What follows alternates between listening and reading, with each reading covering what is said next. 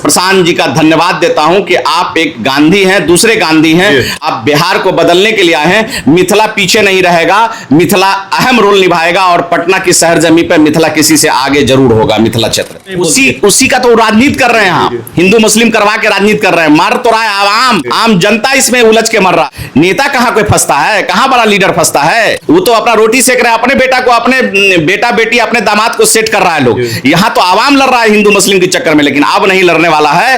हिंदू मुस्लिम भी अब यहां समझ गया है धर्म की राजनीति अब नहीं चलेगी। समय का इंतजार कीजिए, सब समय आ जाएगा। दोस्तों, आप सभी का स्वागत करता हूं। इस समय हमारी टीम मौजूद है जन स्वराज के प्रदेश महासचिव समीउल्लाह खान शमीम के आवास पर। जन स्वराज के सुधार प्रशांत किशोर जी फिर से एक बार बिहार दौरे पर निकल चुके हैं और कल जो है उनका मिथिलांचल, मधुबनी और झंझारपुर में दौरा था। तो इन सब को लेकर के किस तरह का ये दौरा था और कितना सफल रहा, पूरी जानकारी लेते हैं। हमारे साथ जन स्वराज के प्रदेश महासचिव है जी। सबसे पहले आपका स्वागत है हमारे चैनल में जी। आप लोग का भी बहुत बहुत शुक्रिया जनता के बीच हम लोग की बात पहुंचाने के लिए। ऐसे ही बात पहुंचाते रहिए, जन स्वराज की बात लोगों तक। अरे ये बताइए कि प्रशांत किशोर जी का कल दौरा था, मिथिलांचल दौरा, मधुबनी झंझारपुर में उनका आगमन हुआ, किस तरह रहा, कैसा रहा, कितना सफल रहा ये दौरा? ये बहुत अच्छा सफल रहा है। मैं दावा करता हूं कि सत्ताधार पार्टी जो है, जो सत्ता में है ना, वो अपने सिस्टम को बुलाने को छोड़ करके खाली आवाम को बुला ले, इतना आदमी इकट्ठा कर दे, इतना कार्यकर्ता इकट्ठा कर दे, मैं उसका गुलामी कर दूंगा।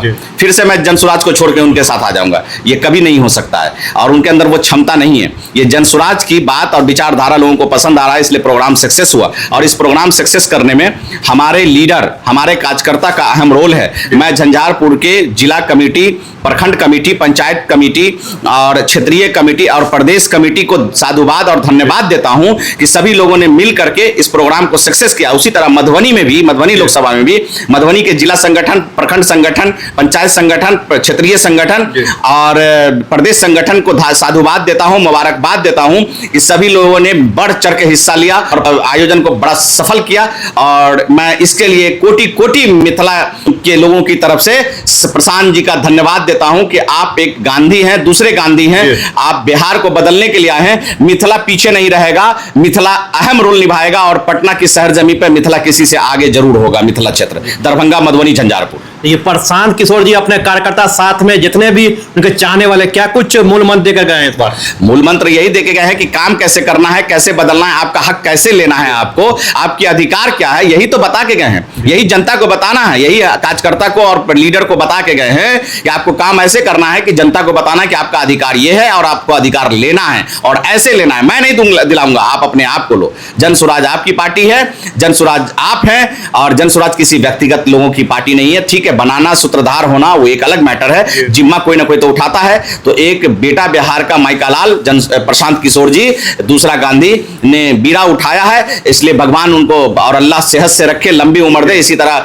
बिहार के बच्चों का भविष्य संवारने के लिए, देखने के लिए आए हैं और सही करने के लिए, तो इसलिए उनको ठीक रखे ऊपर वाला। ये बताए कि विधानसभा चुनाव में जिस तरह से जन स्वराज का एक भी सीट नहीं है, खाता नहीं खुल पाया, क्या कमी रहेगी जन स्वराज? देखिए, सीट आना नहीं आना आप जान रहे हैं, जिसकी लाठी उसकी भैंस।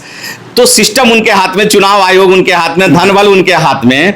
तो आप झूठ तेजी से दौड़ती है, सच को थोड़ा वक्त लगता है। तो जो मैं सीट नहीं लाया, लेकिन जितना वोट है मेरा, ये सच और चट्टान और पहाड़ के जैसे है। ये वक्त बता देगा कि बिहार में क्या बदलाव हो सकता है और यही वोट बताएगा कि क्या बदलाव हो सकता है। और मेरा वोट ईमानदारी का वोट है और सही सोच वालों का वोट है। इसलिए जितने लोगों ने वोट दिया है वो वोट कम नहीं है, उस परिवार का बहुत बड़ा योगदान है जन स्वराज के लिए, बिहार बदलने के लिए, अपने बच्चों के लिए। ये उनका बहुत बहुत शुक्रिया और आगे भी ऐसे करे कि 10 गुना और इसका वोट बढ़ेगा, इजाफा होगा। ये पंचायत चुनाव होने जा रहा है, पंचायत चुनाव में जन स्वराज कितने मजबूती से लड़ने जा रही है? बहुत मजबूती से लड़ने जा रही है। वार्ड कह तो रहे हैं कि वार्ड मेंबर से लेके वार्ड पंच से लेके पंचायती राज का बड़ी सदन का जो सदस्य होता है वहां तक जिताने की हम लोग की पूरी कोशिश है और मजबूती से आएंगे। पंचायत स्तर से कार्यकर्ता और लीडर को मजबूत करना है और संगठन बनाना है। तो लग रहा है कि इस बार जो है जन स्वराज का परचम लहराएगा पंचायत चुनाव? एकदम बिल्कुल परचम लहराएगा।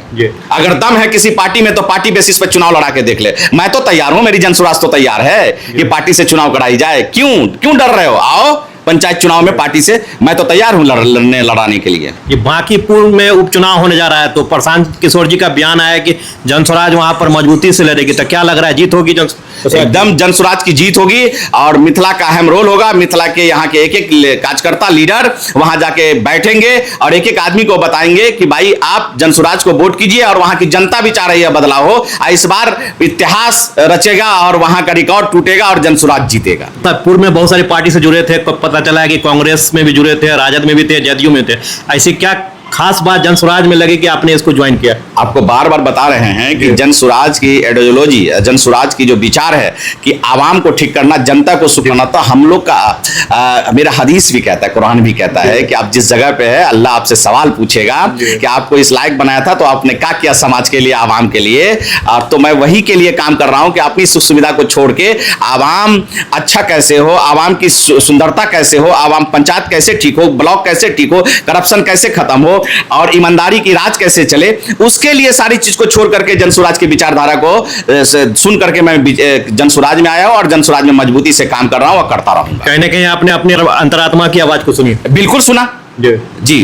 देखिए, हर इंसान किसी न किसी धर्म से जुड़ा हुआ है और हर धर्म और हर ग्रंथ कहता है कि आप किसी के साथ गलत मत करो, गलत होने भी मत दो, गलत हो तो आवाज उठाओ।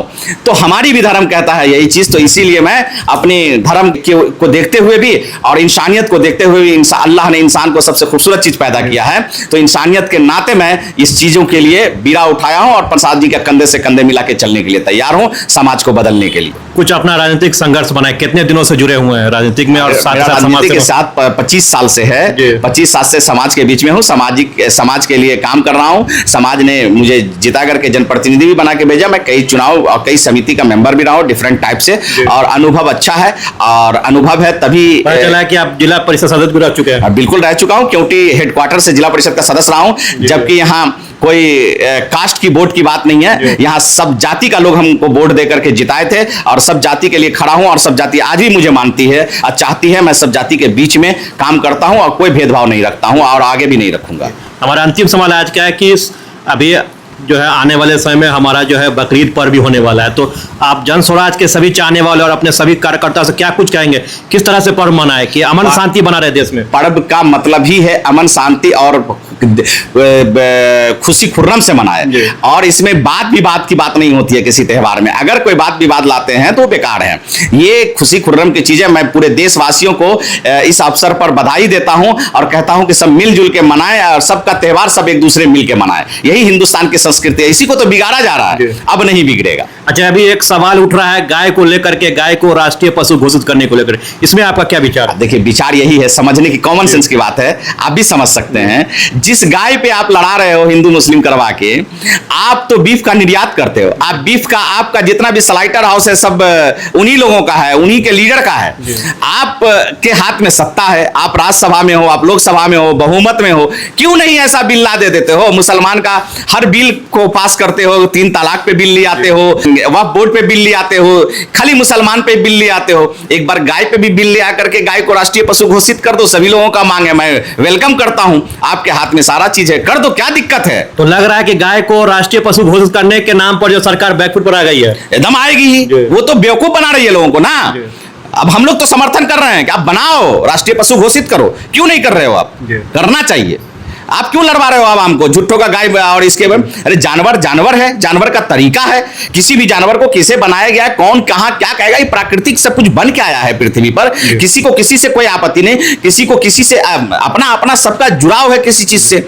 आप उस पर ये राजनीति कर रहे हो, ये अच्छी बात नहीं है। अगर ऐसी से आस्था जुड़ा हुआ है गाय से करोड़ों लोगों का, आप देशवासियों का बोलते हैं, एक धर्म से मानने वाले लोगों का आस्था जुड़ा हुआ है, तो क्या दिक्कत है इसको राष्ट्रीय पशु घोषित करने में?